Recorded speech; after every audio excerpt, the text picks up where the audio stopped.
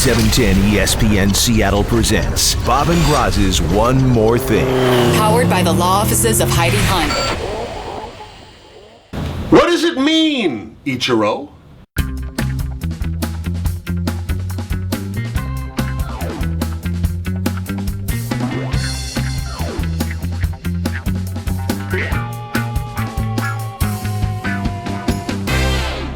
All right, what do we think? By the way, Pavel from Alaska Airlines, this is for you. He loves us. He watches our podcast, so I told him we'd do a shout out. Pavel, thanks for the seats too. It was awesome. Anyway, we're talking about.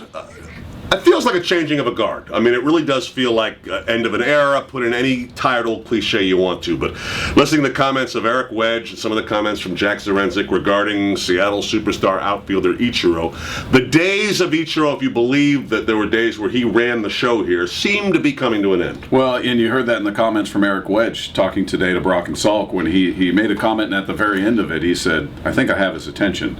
You know, it just sounds like he was talking about how it might be better for him to be he might be more productive in a different spot in the lineup, and that seemed like one of those taboo subjects for years. Like he's going to hit leadoff, and that's the end of that story. You figure out what else happens around him. That no longer seems to be the case, and he doesn't seem to be afraid to discuss it. It wasn't even really discussed before. No, it never was. It seemed like an off-limits discussion before. And he would kind of do what he wanted to do. Yeah, and he handles his business, and we just leave him alone. He's very unique, which was true. He's not that guy anymore. We saw it last year. He struggled for him at the plate, hitting, 272, I think, the end of the season. He struggled out in the field. You saw an erosion in the skills of a guy who was once a great player. It's just the natural progression of a player.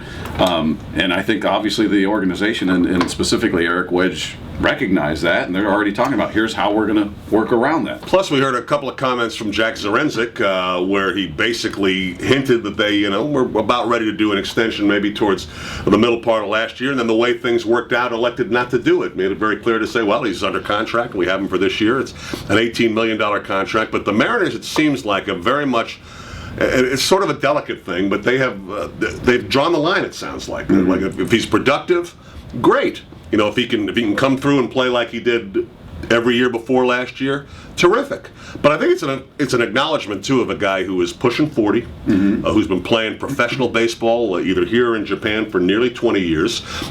Pretty much, I don't think anyone is accusing Ichiro of using any kind of illegal substances to do what he's done. Yeah, if he is, it's not working. Right. He's not hitting for power. Everyone else at 38, 39 in baseball, you begin to decline. You don't necessarily get better. So for me, I think it's going to be one of the most fascinating springs the Mariners have ever had to actually see where this guy is at. And maybe he does get a second life hitting in a different spot. Maybe his approach changes. Maybe he's not so worried about 200 hits and a 330 average, and he starts hitting for more power. Maybe the average drops, but he's more productive if you've got guys in front of him, whoever it may be, whether it's a Figgins or Ackley or wherever they determine he's going to bat in the lineup. He's able to drive some people in, and he presents a completely different value to this team rather than being a guy who doesn't walk, who hits for a decent average, gets his hits, but it results in nothing. I think it's a fascinating spring for us to watch, and it's a pretty fascinating spring for Ichiro, too. Something he's never really been through before, starting in just a couple weeks. You going to do some push-ups?